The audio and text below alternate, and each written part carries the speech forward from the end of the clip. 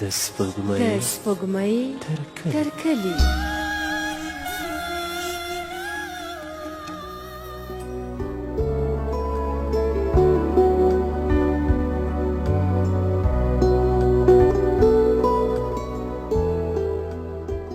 د سپوږمۍ تر کلي درنو مینهوالو ستړي مه شئ، شپه مو په خیر او ډمو خبریال به نن در سره مخه ښه وکړي. زه به هم ولاړ شم تر څو بل ناول درته راوړم. زما بل همکار به درته بل ناول راوړي. دا چې کوم ناول دی ما ته هم پته نشته، خو ښایسته ناول به وي، د هغې نه به هم خوند واخلئ. د ډمې خبریال کیسه درته کوم چې بلې خواته خبرې رانه ولاړې نه شي. د ډمې خبریال کیسه تر هغه ځایه پورې راغلې وه. زړه مې دی چې د سره ورباندې کیسه وکړم، خو بیا به ډېر وخت ونیسي. بالاخره ناول ته به هم وخت کم پاتې شي. تر هغه ځایه پورې راغلي وو چې کله خبریال د سایرې سره په ټلیفون ډېرې اړیکې پاللې. بالاخره دی چې افغانستان ته راغی. سایرې به ورته ویل چې ته باید په افغانستان کې ډېر وخت پاتې نه شي. یو رقم یو د بل سره یې مینه اړیکه یا د مینې رشته یې ورسره پالله یو د بل سره. د خبریال هم زړه په شایستې کې د چا خبره بند پاتې و، یا زړه یې ورسره غوښتل چې خبرې وکړي، زړه یې ورسره غوښتل چې ورسره ووسي. خو خبریال د خپلې خولې وایي چې زما په زړه کې کومه بدي نه وه، بس پاکه مینه وه. زړه به مې غوښتل چې ورسره خبرې وکړم. دا چې د دوی کیسه هم تر دې ځای پورې رسېدلې وه چې دوی په کور کې وو. خبریال به هم کله کله ورتلی. خبریال افغانستان ته راغی، بیرته یو څو ورځې وروسته پېښور ته لاړی. دا چې نور به څه کېږي وروستی برخه ده. نن به نو د ناول دا برخه وښیي چې بالاخره د دغه خبریال او ډمې پای بالاخره څه کېږي، د دغه کیسې ګټه څه وه، تر کومه چې کومې ګټې موږ په نورو برخو کې ترې اخیستې. نن به یې وروستی برخه وي چې دا به وښیي چې بالاخره دا ناول یعنې څه.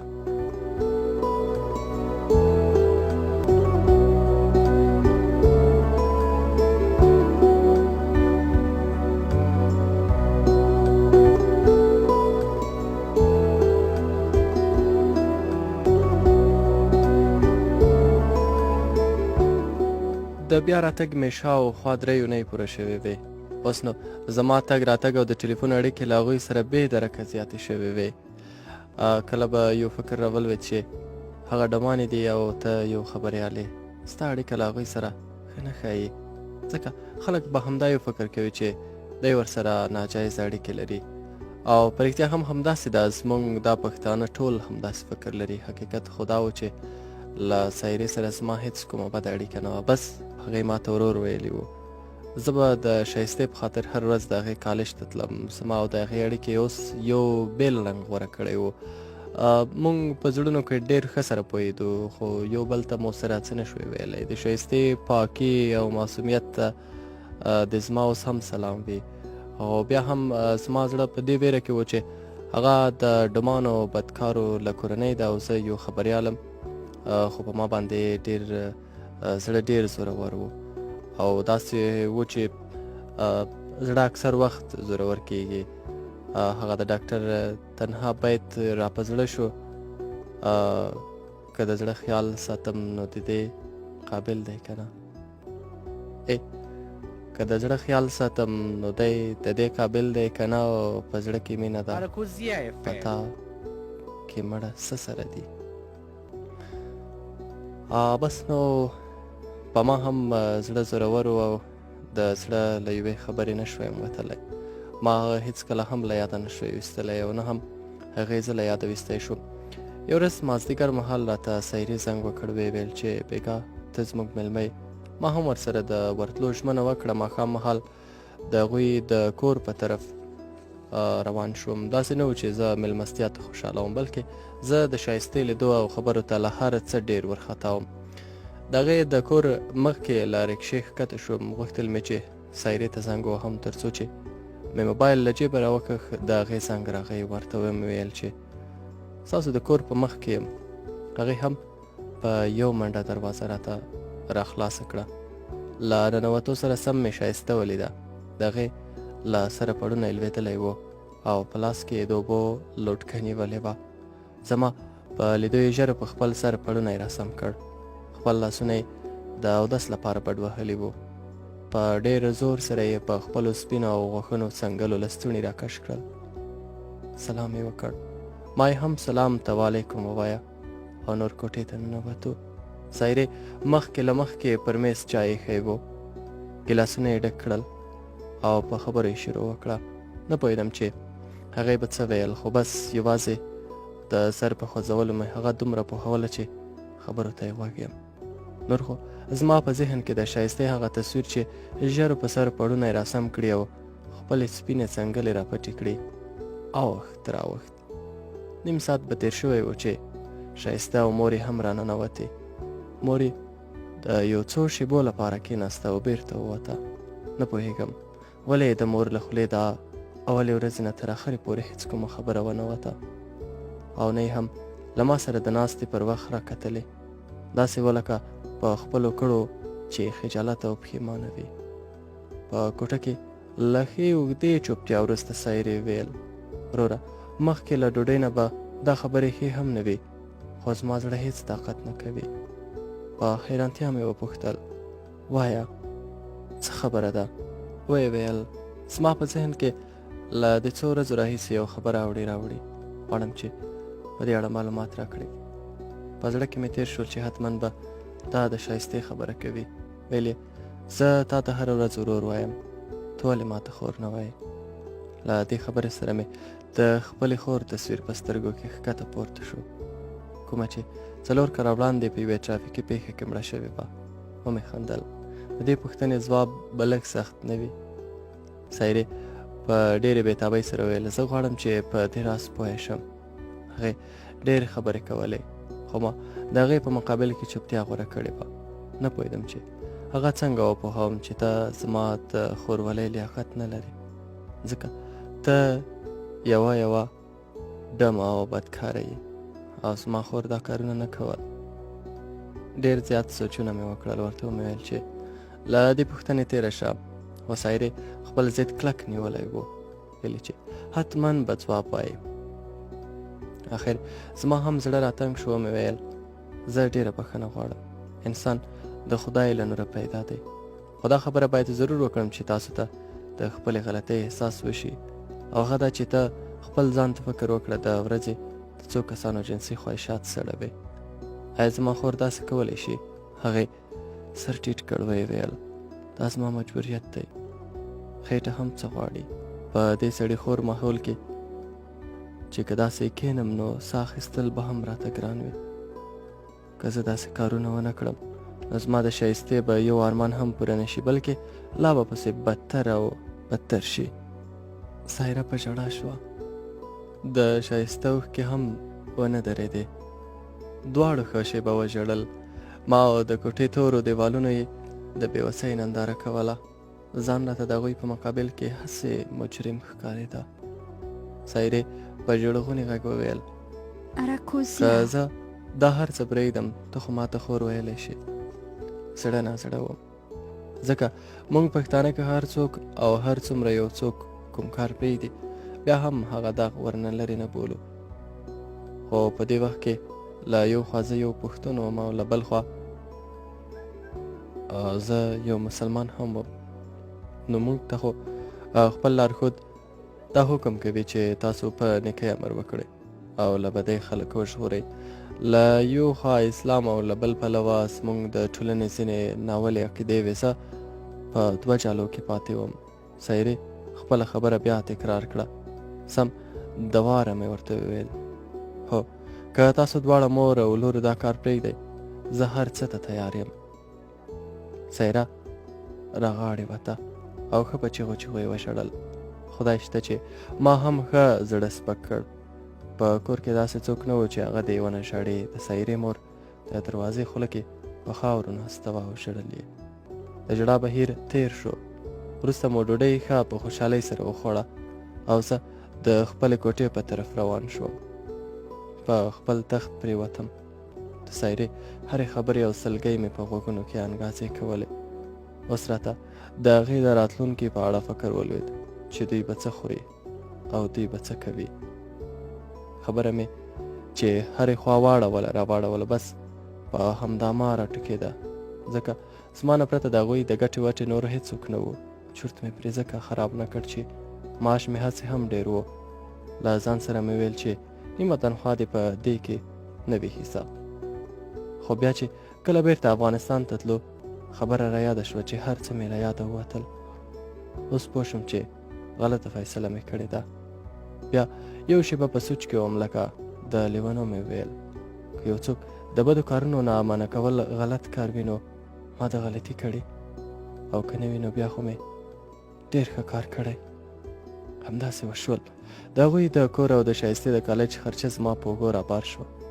خو خوشحاله په دې وم چې له ما سره پیسې وې، ځکه ما له یو نړیوالې ادارې سره کار کوه او هغوی به دومره پیسې راکولې چې زما د کورنۍ او د سایرې د کور خرچه پرې ښه پوره کېده. په دوی اوسني ګاونډیان لږ شکیان شوي وو او نوم یې یو څه بد شوی و. نو مې غوښتل چې بیرته یې حیات آباد ته کور راوړم. هسې هم افغانان خپل هیواد ته ستانه شوي وو. د کورونو کرایې هم ټیټې شوې وې. همداسې مې وکړل او د هغوی کور مې حیات آباد ته راوړ.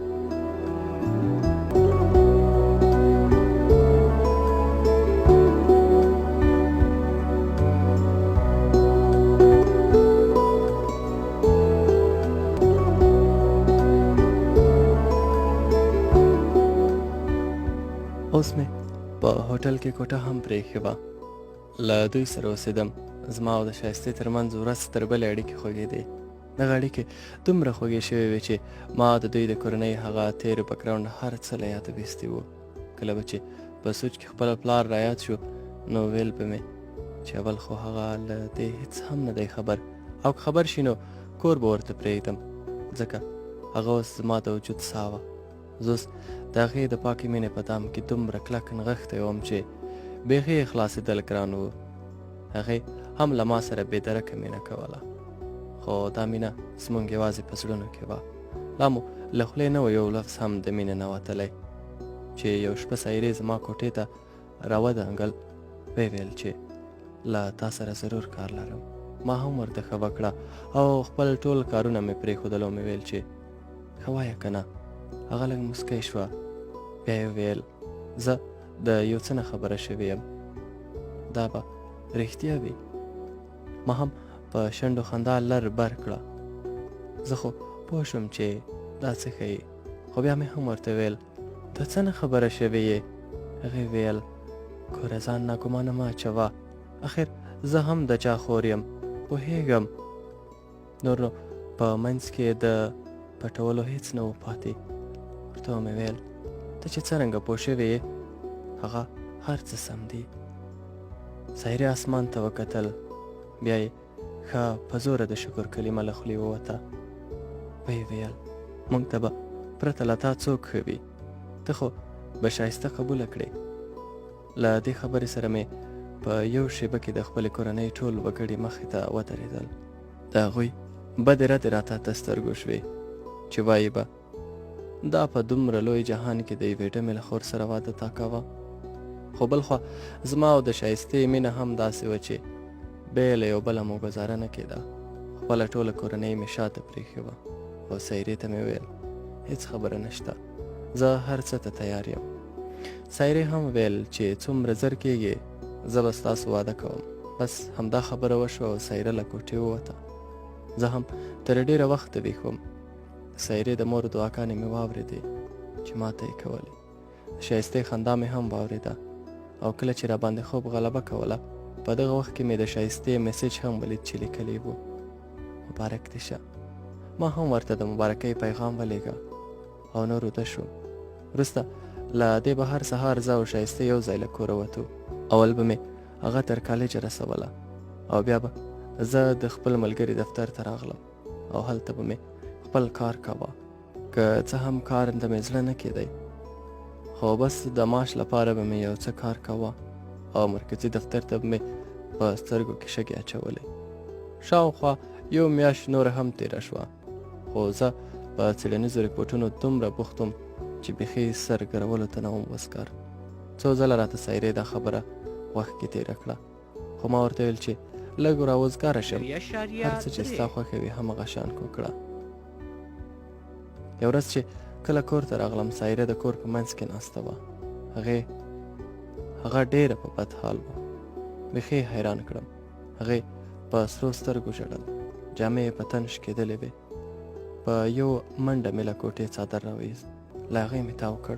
ما چې تر څو پوښتنې ته ځان جوړاوه، هغه راغاړې وته او ښه په چغو یې ژړا شروع وکړه. دومره په تیزه یې ژړل چې نږدې کورونه را خبر شول. ځینو خو له پاسه ننداره کوله.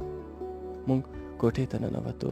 هغې په یو ساعت ټوله کیسه وکړه چې نثار خان د دوی کور بیا پیدا کړی او دلته راغلی و. ویلې چې له دې سره اسلام آباد ته لاړه شي، خو دې ترې انکار کړی و. بیا هغه ترې غوښتنه کړې وه، خو سایرې بیا هم ترې انکار کړی و. بیا نو نثار خان چې په زور هر څه کړي وو، هغه یې کړي. نور سایرې هم له ژړا پرته بل څه نه لرل. موږ په همدې خبرې کې وو چې د سایرې مور د ښځو له مدرسې راغله. هغه یې قرآن کریم په لاسونو کې نیولی و. هغه هم د مور په لیدو ښه وژړېده او کوټې ته ننوته. یو ځل بیا په دوی د ویرې څپه خپره شوه، خو ما بیا هم هغوی ته تسلي ورکوله. ښایستې ویل، اوس که هر څنګه کېږي موږ باید له دې ځایه لاړ شو. ما که هر اړخ ته وکتل، د پټېدو نور ځای مې په نظر کې ځکه رانغلو چې زه په پېښور کې پوره بلد هم نه وم، او بله دا چې زما سره داسې څوک یو ځای و چې د هغوی پټول یو څه ستونزمن کار و. بس پرته د افغانستان نه مې کومه بله چاره نه لرله. خو دا فکر هم را سره و چې دا به چیرته وړې. په دې خو ښه پوهېدم چې کور ته یې نه شم وړلی. خو بیا مې هم هغوی ته ویل چې افغانستان ته ځو. هغوی هم را سره ومنله. اوس نو په دې لټه کې شوم چې څنګه خپل کارونه ژر ژر را خلاص کړم. څو ورځې د خپلو کارونو په راټولولو بوخت شوم. ښایسته هم د خپل تصدیق په کارونو بوخته وه. خپل کارونه مو را خلاص کړل. دوی هم ځانونه تیار کړي وو. فیصله مو په دې کړه چې سبا به افغانستان ته ځو. شپه شوه. ښه په خوند مو ډوډۍ وخوړه. ما هم ځینې غږونه چې له ایډیټ نه پاتې وو په کمپیوټر کې ایډیټ کړل. لا به وده شوي نه و چې دروازه په ډېر شړک را خلاصه شوه. دوه وسلوال مې سر ته ودرېدل. تر څو چې مې کومه خبره له خولې ویسته، یو کلکه لغته یې زما د اوږو مېلمانه کړه. پړ مخې یې ګزار کړم. لاسونه یې راباندې شاته وتړل او بهر یې راویستم. هلته په دالان کې څو کسه چې د پولیسو دریشي یې په تن وه ولاړ وو. د سایرې کوټې ته یې ننویستم. ښایسته د خپلې مور شاته ولاړه وه. مور یې ویل، ګوره خان، موږ هر څه پرېښي، ښه به دا وي چې لاړ شې. ما په لومړي ځل د هغه بدمرغه خان بده څېره ولیده، چا چې دغه معصوم خلک په دې حال کړي وو. خان وخندل. ښه چې دا کارونه مو پرېښي، دا لنګړه دلته څه کوي؟ ما هلته هم د ژورنالستانو خوی وکړ او خوله مې پرې پرانیسته.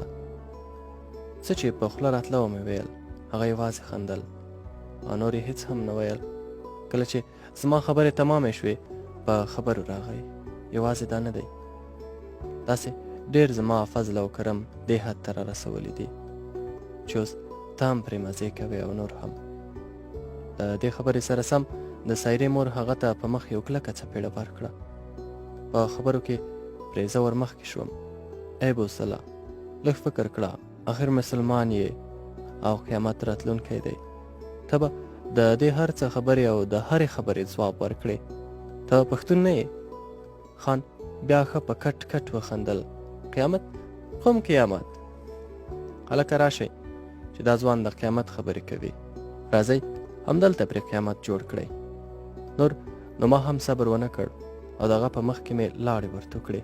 بس بیا نو زه پوه نه شوم چې څه وشول. خو چې پوهېدم، خواته مې په وینو سور یو جسد چې زما چپ لاس یې د خپلې سینې پورې جوخت نیولی و پروت و. سترګې مې جال جال کېدې. د هغې مخ په وینو تک سور و، خو دومره پوه شوم چې ښایسته وه. د هغې نه اخوا دوه نور جسدونه په وینو سره پراته وو. سر ته مې پولیس ولاړ وو. هلکو هتکړۍ ور واچوئ.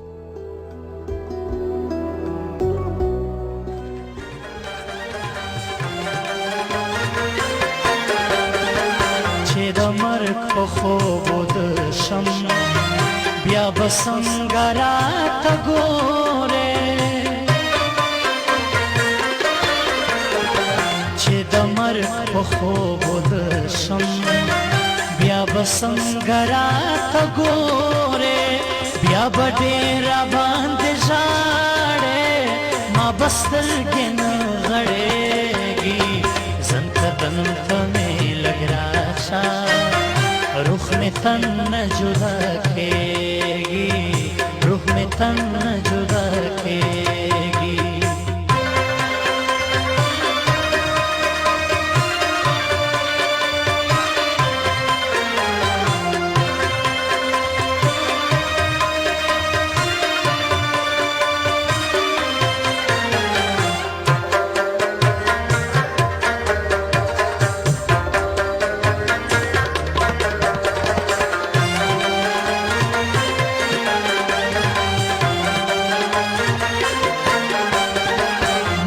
دومره صبر وکړه چې زه خپل وطن ته لاړ شم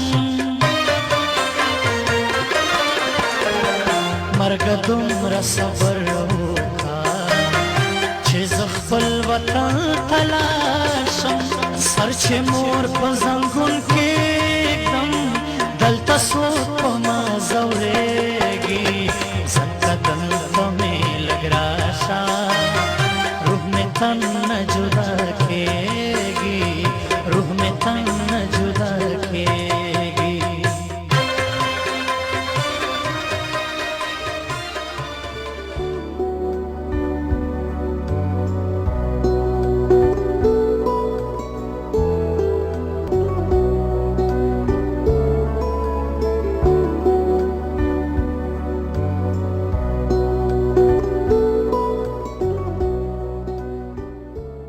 د ډمې او خبریال د ناول مینوالو هغه مینوال چې تر پایه راسره پاتې شوي وو چې څه به څه کړي بالاخره تر هتکړیو پورې ورسېدله چې بالاخره ژورنالیست او خبریال د خپل حق او د خپل هغه څه چې د ده دنده وه د ده وظیفه وه چې دی به دغه کار کوي او د یو چا سره به مرسته کوي د دې کیسې د بربنډولو د دې سره چې د هغوی سره مرسته وکړي داسې یو برخلیک سره مخ کیږي او کیسه په همدې ځای پای ته رسیږي نو تر بل ناول او تر بلې کیسې چې بیا ستاسو درانه چوپړ ته راځو په پاک څښتن مو سپارو پاک کلام مو مل او ملګری